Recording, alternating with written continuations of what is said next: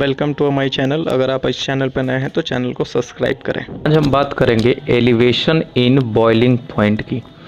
तो पहले हम देखेंगे कि एलिवेशन का मतलब होता है इंक्रीज होना, बढ़ना। बॉइलिंग पॉइंट की डेफिनेशन, बॉइलिंग पॉइंट को हिंदी में हम कहते हैं क्वथनांक। क्या कहते हैं हिंदी में? क्वथनांक बोलते हैं। बॉइलिंग पॉइंट की डेफिनेशन क्या होती है कि the temperature at which the vapor pressure of liquid is equal to a atmospheric pressure।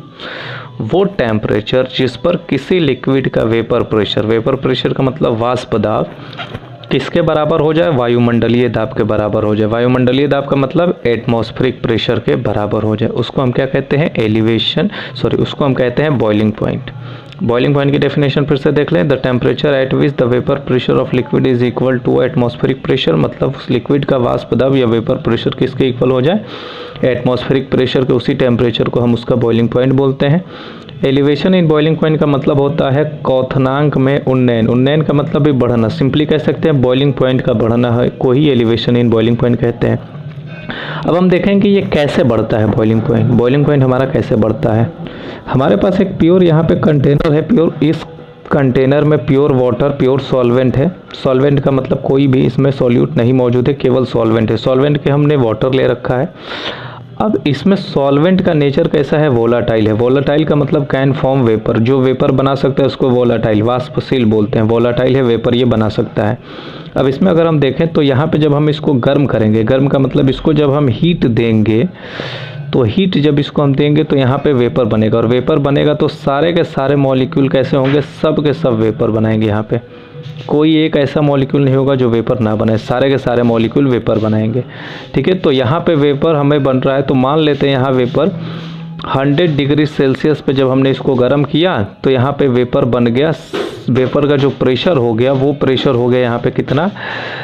760 mmHg। कितना हो गया यहाँ पे? 760 mmHg। इसका मतलब हो गया कि ये एटमॉस्फेरिक प्रेशर के बराबर हो गया।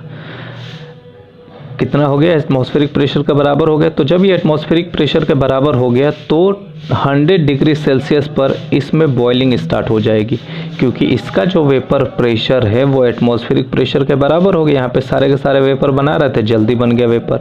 अब हम अगला देखेंगे कि इसमें अगर हम कोई सॉल्यूट, जब हम इसमें सॉल्यूट मिलाएंगे, सॉल्यूट कैसा होगा? Non volatile. तो वो सॉल्यूट नॉन वोलाटाइल जब हम इसमें मिलाएंगे तो सॉल्यूशन बनेगा। अब सॉल्यूशन में यहाँ पे सारे के सारे मॉलिक्यूल एक जैसे नहीं, जैसे यहाँ सारे के सारे मॉलिक्यूल एक जैसे थे, यहाँ सारे के सारे मॉलिक्यूल एक जैसे नहीं है, कुछ सॉल्यूट के हैं। सॉल्यूट के वैसे मॉलिक्यूल जो वेपर नहीं बनाएंगे, यानी नॉन वोलाटाइल। नॉन वोलाटाइल का मतलब जो वेपर ना बनाए।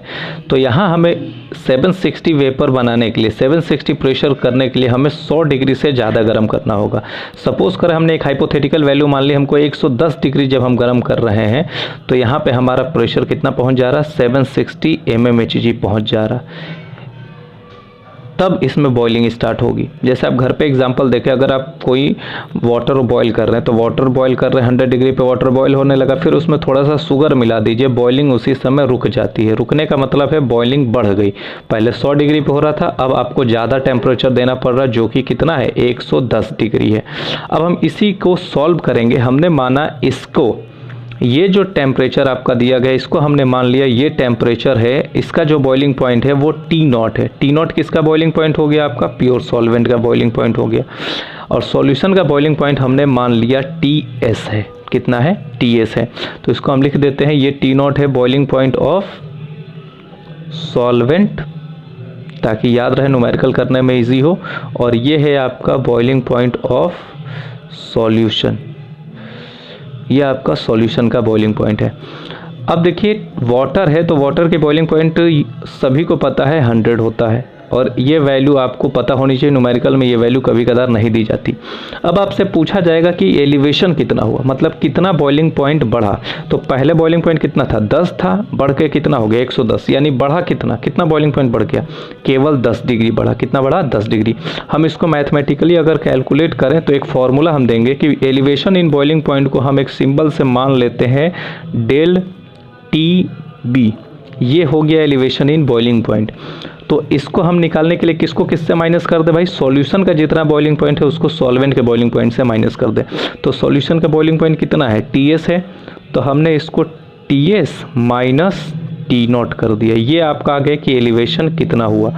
ये आपका एलिवेशन इन बॉइलिंग पॉइंट है, डेल टी बी को हम एलिवेशन इन बॉइलिंग पॉइंट कहते हैं, तो इसको हम ऊपर लिख देते हैं। एलिवेशन इन बॉइलिंग पॉइंट को सिंबल किससे रिप्रेजेंट करते हैं, डेल टी बी से, बी फॉर बॉइलिंग और टी का मतलब टेम्परेचर है। अब एक और छोटा सा रिलेशन है कि बॉइलिंग पॉइंट हम टिल टी बी ये हो गया। अब हम देखेंगे कि बॉइलिंग पॉइंट हमारा कितना बढ़ेगा, तो जितना ज़्यादा हम सॉल्यूट का अमाउंट रखेंगे, सॉल्यूट का अमाउंट जितना ज़्यादा रखेंगे उतना ज़्यादा बॉइलिंग पॉइंट बढ़ता जाएगा। जैसे हमने मान लो 1 ग्राम चीनी डाला तो 1 ग्राम शुगर में थोड़ा सा बढ़ेगा, 2 ग्राम में और ज़्यादा, फिर हम ऐसे करके जब अमाउंट बढ़ाते जाएंगे तो बढ़ता जाएगा। तो इसको रिलेशन अगर हम देख लें तो इसको हम मानेंगे कि ये डिपेंड करेगा, डेल टी बी जो डिपेंड करेगा वो किस पे करेगा, सॉल्यूट के अमाउंट पे। सॉल्यूट के अमाउंट हमेशा ग्राम में लिया जाता है, तो ग्राम का मतलब केजी, ग्राम को कन्वर्ट कर लेंगे केजी में, तो ये डायरेक्टली प्रोपोर्शनल में होता है मोलैलिटी के। किसके होता है, मोलैलिटी के। ये डायरेक्टली रिलेशन में हो गया मोलैलिटी के। तो del T B is directly relation with molality. क्यों हुआ मोलैलिटी, क्योंकि ये सॉल्यूट पे डिपेंड करता है और सॉल्यूट हमारा सॉलिड हमेशा होता है, इस वजह से मोलैलिटी पे ही डिपेंड करेगा। और जब हम इसको हटाते हैं तो एक कांस्टेंट लाते हैं, तो ये हो गया del T B is equal to, constant आ गया यहाँ पे के बी और इनटू एम। एम की वैल्यू आपको पता है, एम की वैल्यू यहाँ रख लेंगे, ये आपका एक पूरा फॉर्मूला बन गया। अब देखो के बी को हम क्या कहते हैं, के बी का मतलब कितना बढ़ा, तो इसी को कहते हैं molal elevation constant, molal elevation constant. इसकी वैल्यू आपको दी जाएगी या कैलकुलेट करनी पड़ेगी। के बी को हम क्या कहते हैं, मोलल एलिवेशन कांस्टेंट। हिंदी में इसको कहते हैं मोलल उन्नयन स्थिरांक, हिंदी में मोलल उन्नयन स्थिरांक। ये आपका फॉर्मूला बन गया। एम की वैल्यू आप पुट कर लेंगे, एम की वैल्यू हम यहाँ लिखे देते हैं। एम इज इक्वल टू क्या होता है भाई, डब्ल्यू बी, डब्ल्यू बी का मतलब weight of solute, M B molecular weight of solute into W A weight of solvent in kg, weight of solvent in kg. ये वैल्यू आप यहाँ put कर देंगे तो आपका एक फाइनल फार्मूला मिल जाएगा। इस पे हम न्यूमेरिकल देखते हैं। हमारे पास अभी ये क्वेश्चन है, ऑन डिजॉल्विंग 12 ग्राम C6H12O6 यानी glucose in 100 gram water 0.34 degree Celsius elevation in boiling point was absorbed, calculate molar elevation constant of water. अब देखो आप यहाँ पे कौन सा फॉर्मूला लगेगा, पहले फॉर्मूला डिसाइड करने से पहले हम देखेंगे एलिवेशन इन बॉइलिंग पॉइंट दिया है, तो हमारे दिमाग में फटाक से फॉर्मूला ये आ जाना चाहिए एलिवेशन इन बॉइलिंग पॉइंट का, del T B is equal to K B into M. M की हम वैल्यू रखेंगे तो हमारे पास हो जाएगा del T B is equal to K B into M की वैल्यू है डब्ल्यू बी अपॉन में M B into W A in K G. अब हम देख लेंगे कि इसमें कौन कौन सी वैल्यू हमारे पास है। ऑन डिजॉल्विंग 12 ग्राम ग्लूकोज है 100 ग्राम वाटर में, इतना हमको एलिवेशन दिया गया है और बॉइलिंग पॉइंट ऑब्जॉर्व इतना हो गया हमारा, तो calculate molar elevation constant of water, water का मोलर एलिवेशन कांस्टेंट क्या होगा। तो देखें हम सारी वैल्यू को पहले ओपन करके लिख लें। हमारे पास सारी वैल्यू हो गई। डेल टी बी क्या होता है, molar elevation molar elevation constant नहीं हो, ये डेल टी बी गलती से लिखे मोलर एलिवेशन कांस्टेंट, ये होता है elevation in boiling point. Del T B elevation in boiling point कितना है, एलिवेशन इन बॉइलिंग पॉइंट देखो ऊपर दिया गया है 0.34 डिग्री सेल्सियस, तो 0.34 डिग्री सेल्सियस लिख दिया। अब डब्ल्यू बी है, W B weight of solute, weight of solute कितना है भाई, ऑन डिजॉल्विंग 12 ग्राम C6H12O6 यानी कि 12 ग्राम हो गया। अब हमारे पास है एम बी, एम बी का मतलब हो गया, ये एम बी है, एम बी का मतलब हो गया molecular weight of solute, B का मतलब सॉल्यूट, ए का मतलब सॉल्वेंट, पहले ही आपको पता है। Molecular weight of solute glucose का कितना है वेट, 180 है। डब्ल्यू ए का मतलब वेट ऑफ सॉल्वेंट, सॉल्वेंट का वेट कितना है, यहाँ पे सॉल्वेंट का वेट आपको दिया है 100 ग्राम वाटर, तो 100 ग्राम है और केजी में हमको रखना है यहाँ पे, तो 100 को 1000 से डिवाइड कर लेंगे तो ये केजी में हो गया। अब बचा के बी, तो के बी का होता है मोलर एलिवेशन कांस्टेंट, हमको यही निकालना है, calculate molar elevation constant of water.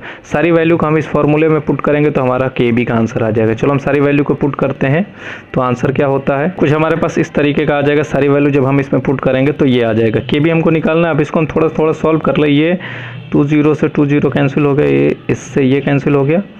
अब बाकी आप इसको सॉल्व करके हमें के बी का वैल्यू बता दें कमेंट करके कि के बी का वैल्यू कितना आया। सेकंड क्वेश्चन आपके पास ये दिया गया है, when 10.8 gram glucose is dissolve in 240 gram water, it's boiling point elevated by 0.13 degree Celsius, calculate molar elevation constant. ये क्वेश्चन आपको सॉल्व करके इसका आंसर हमको बताना है। सेम टू सेम फॉर्मूले पे सॉल्व होगा, इसको सॉल्व करके आंसर आप बताइए हमें।